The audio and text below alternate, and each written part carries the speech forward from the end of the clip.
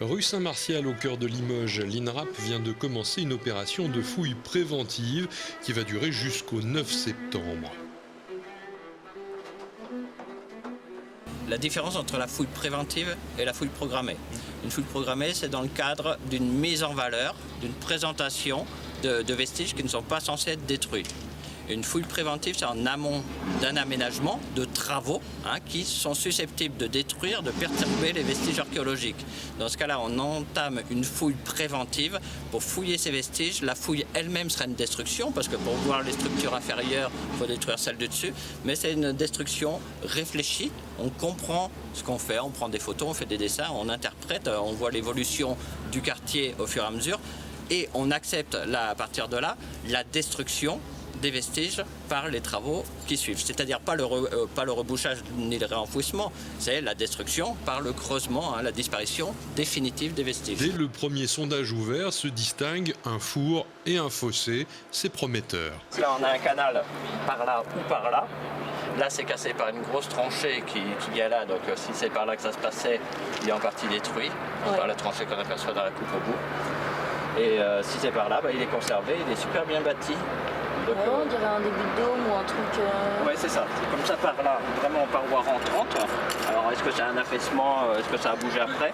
On va le vider de toute façon. Et quand on va relever cette coupe-là, on va voir ce que ça donne. Toujours le problème du diagnostic, c'est-à-dire si déjà on arrive à comprendre dans un espace exigu comme celui d'un sondage, c'est déjà pas mal. On sait qu'on comprend. Plus c'est petit, moins on comprend. Donc déjà, ce qu'on comprend là, je suis très satisfait. Après, c'est toujours frustrant de ne pas pouvoir voir au-delà. Qu'est-ce que vous voyez sur cette paroi et que moi je ne vois pas? Alors, si vous regardez bien, vous le verrez comme moi. En fait, je vais passer de l'autre côté ici.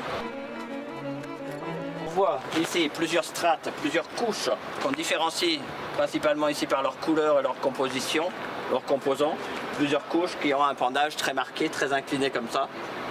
Et c'est assez caractéristique en fait des remplissages de fossés qu'on vient combler depuis un bord et puis qui s'affaisse progressivement. Donc on finit par avoir quelque chose qui est en V comme ça. Alors on va pas aller au fond du fossé parce que souvent les fossés défensifs médiévaux sont des structures assez gigantesques.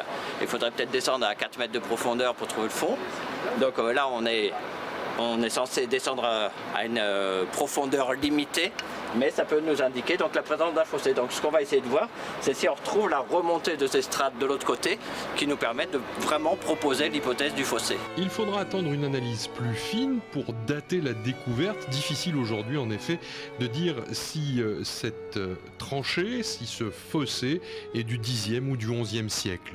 C'est trop tôt dans la mesure où j'ai pas de mobilier. Alors quand je parle de mobilier, c'est principalement de céramique. La céramique qui nous aide vraiment à dater par typologie, par référence à d'autres sites ou d'autres lieux de découverte. On a les céramologues particulièrement qui travaillent là-dessus. Là, j'ai pas du tout de céramique, pas du tout de mobilier. Donc pour l'instant, j'ai pas d'argument au niveau de la chronologie. J'ai simplement la chronologie relative, c'est-à-dire les structures qui viennent se recouper ou qui viennent se superposer, qui me permettent de dire celle-ci, elle est postérieure à celle-ci.